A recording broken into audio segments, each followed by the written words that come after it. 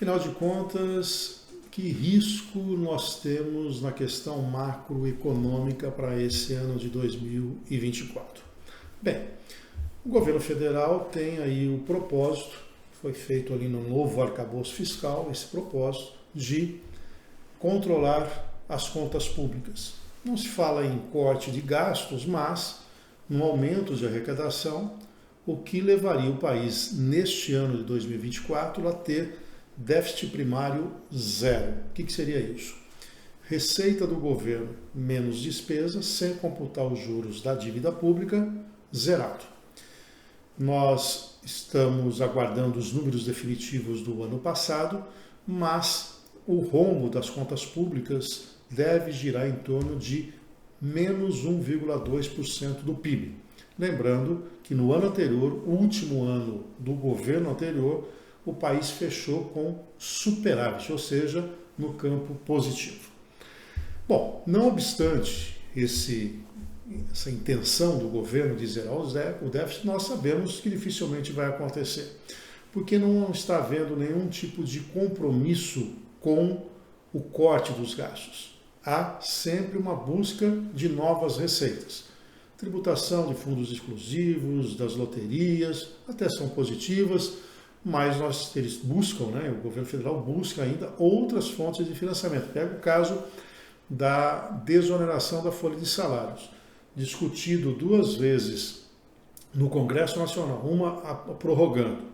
Depois o presidente Lula vetou a prorrogação, o Congresso debateu e derrubou o veto. E na virada do ano, o governo manda de novo a reoneração gradativa, ou seja, é a busca alucinante em relação a uma fonte de receita. Bom, isso posto, o mercado, se a gente olhar, por exemplo, o Boletim Focus semanal, quando faz lá as previsões de crescimento e inflação, coloca ali no Boletim Focus a mediana do mercado, ou seja, aquele ponto no meio, uma precificação na ordem de menos 0,8% do PIB. Ou seja, para o mercado, apesar da sinalização do governo federal de que vai buscar déficit zero, na prática, o que nós teremos será um buraco.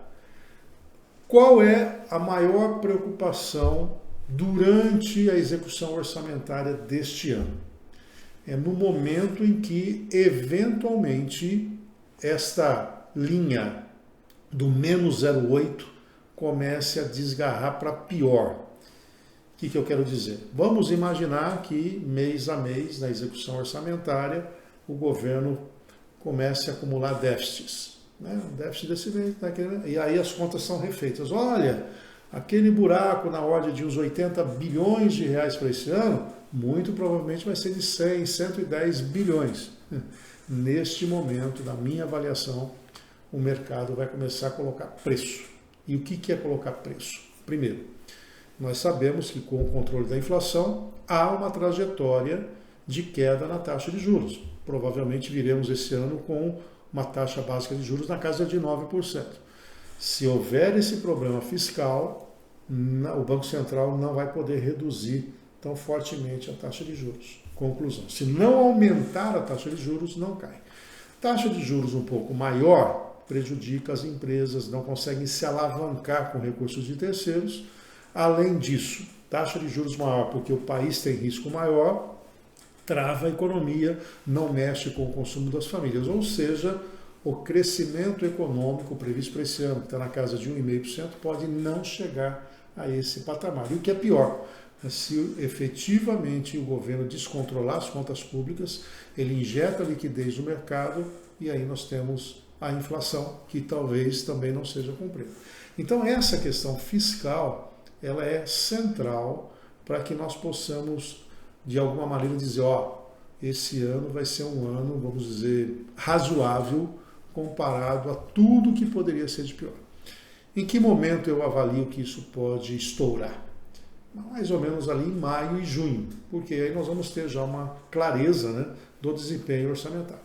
Caso esse cenário que eu estou traçando não se confirme, será um ano para ter esse crescimento de 1,5%, se aproximando de 2%, a inflação dentro da meta fixada pelo Banco Central e a taxa de juros com queda. E tudo isso vai trazer também, se esse cenário for benigno, uma calmaria na taxa de câmbio, ou seja, não teria por que os investidores se protegerem em moeda estrangeira. Agora, se aquele primeiro quadro que eu tracei acontecer, ou seja, a deteriorização das contas públicas, aí nós vamos ter reflexo em todas essas variáveis, inclusive no câmbio. Obviamente que nós vamos fazer as avaliações, atualizar essas informações, mas se tivesse que resumir qual é o principal risco que nós enfrentaremos esse ano, é o risco fiscal. Lembrando sempre do tripé macroeconômico, né? Deixar o câmbio flutuar, ter metas de inflação. Esses dois nós temos. E rigor no controle fiscal. O Armínio Fraga trouxe esse ensinamento. Se não tiver essa perna do tripé, que é o rigor fiscal, as coisas se complicam e o equilíbrio macroeconômico não é alcançado. É isso.